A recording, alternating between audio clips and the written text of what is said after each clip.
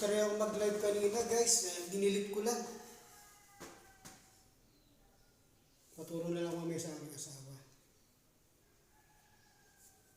Bala ko umalis. Nagbago isip ko. Dito muna, bukas na lang. Nagsaing muna ako. Dahil mamaya, darating ang aking asawa. Kailan nakapagluto na.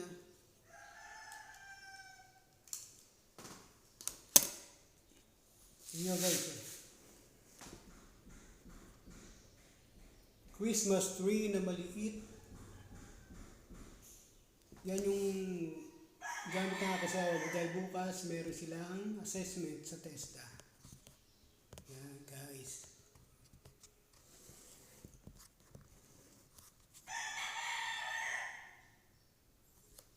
Nagsayang muna ako para mamaya pagkaluto, biling ulam, kain. Habang naghihintay. Baka makapag-isip na rin mag-live mamaya. Try lang muna kung ano nangyayari.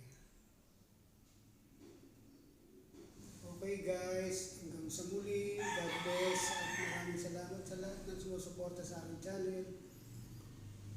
Okay, bye-bye.